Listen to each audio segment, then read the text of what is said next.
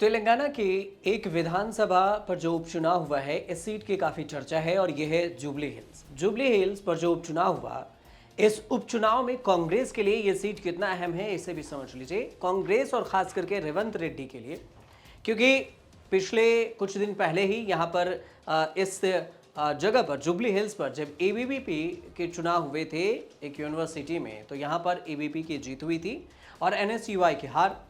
चर्चा इस बात को लेकर है कि क्या रेवंत रेड्डी जुबली हिल्स पर अपने साख बचा पाएंगे, और ये भी इसलिए क्योंकि रेवंत रेड्डी के असदुद्दीन ओवैसी से जुबली हिल्स सीट पर बनती है। दोनों के बीच बनने की वजह से ही असदुद्दीन ओवैसी ने अपने उम्मीदवार जुबली हिल्स सीट पर नहीं उतारे।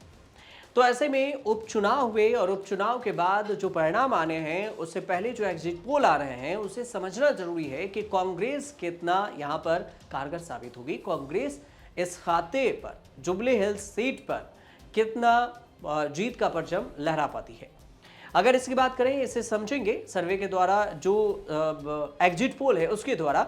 लेकिन यहां पर देखें तो बीजेपी की तरफ से दीपक रेड्डी मैदान में है, कांग्रेस की तरफ से नवीन यादव और बीआरएस से मंगती सुनीता, जिसे सुनीता गोपीनाथ हैं, और इन्हें उम्मीदवार बनाया है। सुनीता गोपीनाथ, बीआरएस ने जो सिंपैथी वोट है, इस वजह से भी इन्हें उतारा है, क्योंकि ये मंगती गोपीनाथ की पत्नी है सुनीता गोपीनाथ, और बीआरएस ने 2023 के विधानसभा चुनाव में यहां से ये सीट जीती थी। मंगती गोपीनाथ यहां पर जीत दर्ज किए थे, लेकिन उनके निधन से यहां पर उपचुनाव की नौबत आई है और इसीलिए जुबली हिल्स पर चुनाव हो रहा है। तो मंगती गोपीनाथ को मैदान में उतारा गया है, मंगती सुनीता गोपीनाथ को, क्योंकि मंगती गोपीनाथ का निधन हुआ और मंगती जो सुनीता है वो मैदान में है।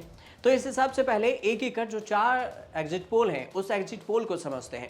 यहां पर नगन्ना सर्वे का जो आंकड़े सामने आए हैं, उसमें देखें, इसमें ये कह रहे हैं कि कांग्रेस को 47% यहां पर मिल रहा है वोट, और दूसरी तरफ से बीआरएस को 41% और बीजेपी को 8%। अगर इस हिसाब से भी देखेंगे तो कांग्रेस पहले नंबर पर है, मतलब कि 47% वोट जो नगन्ना सर्वे है वो ये बता रहा है कि नगन्ना सर्वे 47% कांग्रेस को मिल रहा है, मतलब कांग्रेस की जीत बता रहा है। यही अगर दूसरी भी अब जो सर्वे है उसको अगर देखें, स्टेट पोल्स को देखें, तो वो क्या है वो भी समझ लीजिए। स्टेट पोल्स के अगर यहाँ पर सर्वे देखेंगे तो आप यहाँ पर ये बता रहा है कि कांग्रेस को 48.2% वोट दे रहा है स्टेट पोल्स, और इसके अलावा बीआरएस है वो 42.1% वोट यहाँ पर हासिल कर रहा है। तो अगर इस आंकड़े को भी देखो, यहाँ पर बीजेपी नहीं है, तो इसमें देखेंगे तो कांग्रेस यहां पर बढ़त बनाई हुई है। तो 2 सर्वे में आपको सीधे तौर से देखने को मिल रहा है कि कांग्रेस जुबली हिल्स की सीट जीत रही है।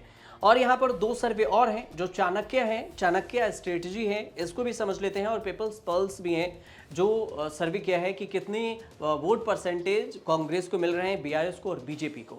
इसे भी समझते हैं। चाणक्य स्ट्रेटजी को समझते हैं कि इसने कितना परसेंटेज वोट कांग्रेस को दिया है। चाणक्य स्ट्रेटजी को अगर देखेंगे तो ये कह रहा है कि कांग्रेस को 46% वोट मिल सकता है और बीआरएस को 41% और बीजेपी के खाते में सिर्फ 6% वोट जाता हुआ दिखाया गया है। और इस आंकड़े को भी देखेंगे तो आपको साफ तौर से पता चलेगा कि कांग्रेस यहां से बढ़त बनाई हुई है और इसके टक्कर में बीआरएस है। यहां पर 5% का ही अंतर है जो बीआरएस और कांग्रेस के बीच में है, लेकिन कांग्रेस बढ़त में है। तो चाणक्य स्ट्रेटजी भी यही कह रहा है कि यहां ये जो सीट है जुबली हिल्स, ये कांग्रेस के खाते में जा रही है। फिलहाल अभी फाइनल आंकड़े आने बाकी हैं कि फाइनल परिणाम आएंगे, उसके बाद पता चलेगा कि जुबली हिल्स सीट को कौन जीता है। क्योंकि जुबली हिल्स के बारे में आपको एक चीज और बता दें कि अजहरुद्दीन का भी सीट माना जाता है, ये क्षेत्र माना जाता है। यहां पर 2023 में जब कांग्रेस की लहर चल रही थी, तब भी अजहरुद्दीन जुबली हिल्स की सीट 16,000 वोटों से तब हार गए थे। सबसे बड़ी बात ये थी, लहर के बावजूद भी अजहरुद्दीन हार गए थे। 3,98,000 वोटर वाले इस विधानसभा सीट पर मुस्लिम वोटर्स की तादाद भी अच्छी खासी है, और यही वजह रही है कि कांग्रेस की तरफ से रेवंत रेड्डी ने असदुद्दीन ओवैसी को मनाने में सफल प्रयास किया और मना भी लिए। इसी वजह से असदुद्दीन ओवैसी ने जुबली हिल्स सीट पर अपने उम्मीदवार नहीं उतारे। और इस नजरिए से देखेंगे तो जुबली हिल्स पर कांग्रेस के लिए फायदे की बात ये रही कि वहां पर मुस्लिम वोटर्स, मुस्लिम उम्मीदवार नहीं उतरे, और इस वजह से मुस्लिम वोटर्स भी कांग्रेस की तरफ सपोर्ट में उतरे हैं। और यही वजह कि ये कहा जा रहा है कि यहां पर कांग्रेस ये सीट आसानी से जीत लेगी। पीपुल्स पल्स के जो यहाँ पर सर्वे हैं वो ये बता रहे हैं कि यहाँ आपको कांग्रेस को 48% वोट मिल रहा है, बीआरएस को 41% और बीजेपी को 6%। देखिए, पीपुल्स पल्स चाणक्य से भी 1% आगे कांग्रेस को बताया है। 47 चाणक्य कह रहा था, तो 48 यहाँ पर कांग्रेस को पीपुल्स पल्स बता रहा है। तो इस हिसाब से देखेंगे तो यहाँ पर 6-7% बीआरएस से आगे है वोट परसेंटेज में। तो इस हिसाब से कांग्रेस की जो जीत है साफ तौर से यहाँ पर दिख रही है। लेकिन यहाँ 4 जो सर्वे हैं वो 4 सर्वे में कांग्रेस की जीत बताई गई है और दूसरे नंबर पर बीआरएस है, तीसरे नंबर पर बीजेपी है।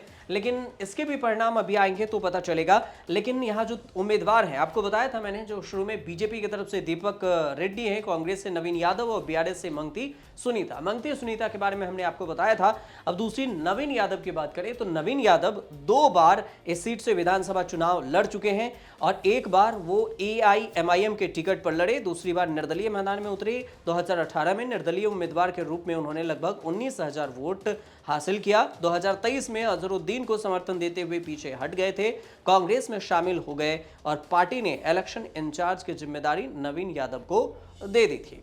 और अब कांग्रेस की तरफ से नवीन यादव ही चुनाव में है और नवीन यादव की जीत यहां पर पक्की नजर आ रही है।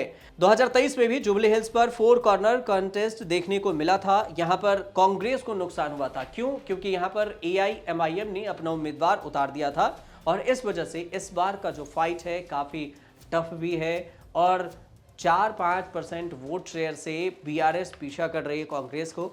वहीं पर रेवंत रेड्डी के लिए इज्जत और साख की बात है कि अगर रेवंत रेड्डी नहीं जीतते हैं तो फिर से उन पर सवाल उठेगा कि जुबली हिल्स पर ओवैसी को मनाने के बावजूद भी कौन सी कमी रह गई कि जुबली हिल्स सीट कांग्रेस अपने खाते में नहीं ला पाई। लेकिन 4 सर्वे यही बता रहे हैं कि कांग्रेस यहां पर यह सीट जीत रही है। फिलहाल जब फाइनल परिणाम आएंगे तो हम आपको विस्तार से और भी बताएंगे इस पर कि आगे का परिणाम क्या कुछ होने वाला है और कौन जीता, कौन कौन से फैक्टर यहां पर कारगर हुए जो कांग्रेस को जिताए। फिलहाल आपको ये रिपोर्ट सही लगे तो हमारे चैनल से जुड़िए, सब्सक्राइब कीजिए, शेयर कीजिए, कमेंट कीजिए और देखते रहिए न्यूज़ तक।